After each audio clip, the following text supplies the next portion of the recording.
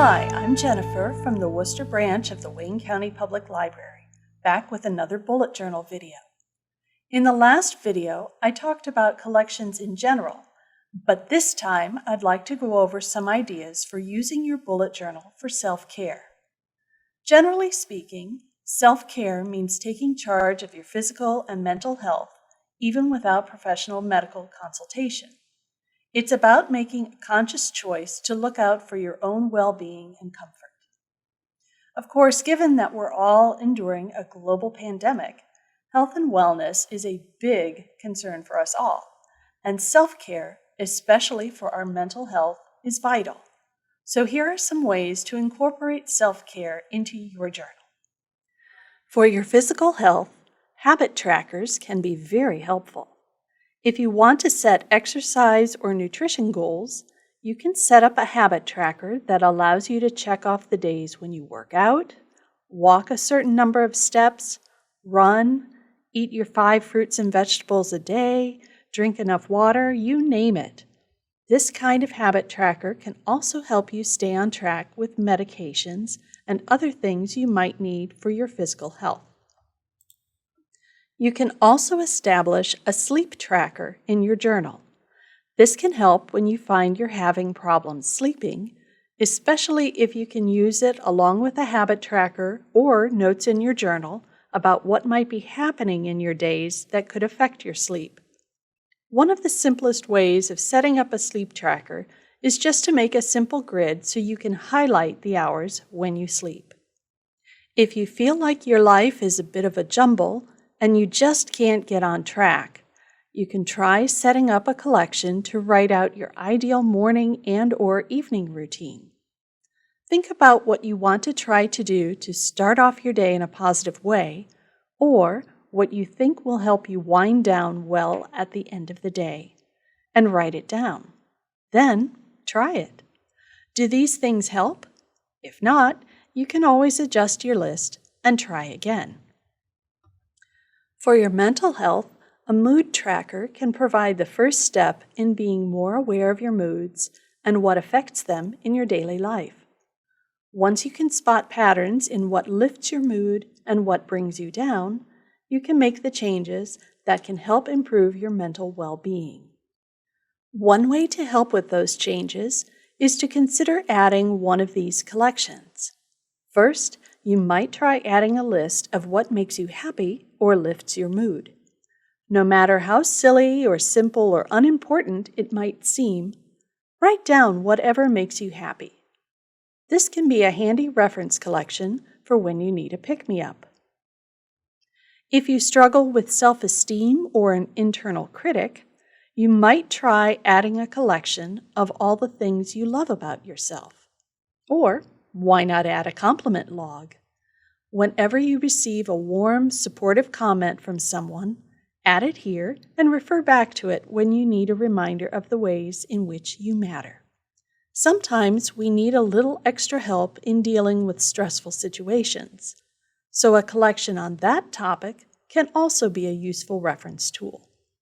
What I've done here is list a couple of different things that come up for me periodically, and listed steps I can take to help deal with those situations constructively. Sometimes just the act of writing these steps down can help. If you need a little reminder about how to find more of the good things in life in your daily living, you can try a simple collection like this.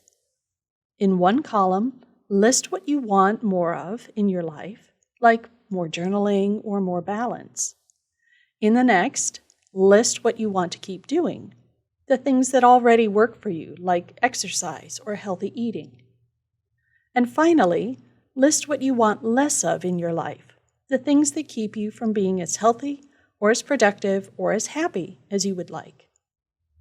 Again, sometimes just writing it down can help, and sometimes having something you can refer back to is also useful. If you want a more active approach to boosting your mood, you can create a list or collection of quick wins. Think about the little things you can do that will give you an immediate feeling of accomplishment or success, like maybe a quick cleaning task, or deleting old emails, or doing just a little bit of exercise. Anything that makes you feel like you have successfully gotten something done. Then write those down in a list you can refer back to when you feel stuck or unable to get anything done. And you might be amazed to see just how one quick win can turn your day around. If you're trying to find more ways to add self-care into your daily living, you can set up a collection of self-care ideas. There are a couple of ways you can do this. First, you can create the list based on the 8 different kinds of self-care you might want to remember: physical, intellectual, professional, financial, spiritual, social, environmental, and emotional. Who knew there were so many? So here are some ideas you could consider. For physical, that's usually a pretty obvious area to think about. So something like a warm shower or a foot bath, or working out or taking a quick walk. Intellectual, maybe reading a book or watching a video to learn something new. Professional, maybe you wanted to just write down a to-do list to keep you on track at work, or find ways to practice better communication. Financial, you could set a budget or track your expenses, anything that might help you stay on track of what you're spending and what you're bringing in. And then, of course, there are different things to think about for your spiritual self-care, your social self-care, and all the rest. There's a lot of good ideas out there, so take a look at what you can find on Instagram or Pinterest, or just doing a Google search on self-care ideas, and I'm sure you'll find quite a lot. You can also arrange this collection by the amount of time each method takes. Maybe you only have 5 minutes and want a quick way to soothe yourself. Or maybe you have a whole hour and want to give yourself a little more of a break from the daily grind.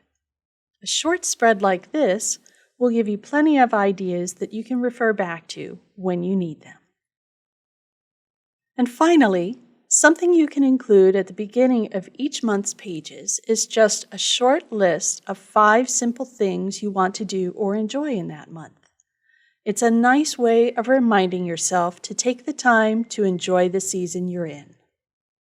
These are just a few ideas for including self-care in your bullet journal, but you can find many more possibilities on Pinterest or Instagram if you want. In the next video, I'll talk about simple ways to get creative in your bullet journal.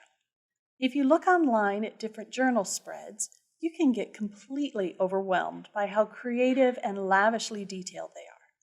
So what I will share is just a handful of tips for adding just a little bit of flair to your journal, even if you don't think you're artistic. If you have questions, drop them on the library's Facebook page and I will try to answer.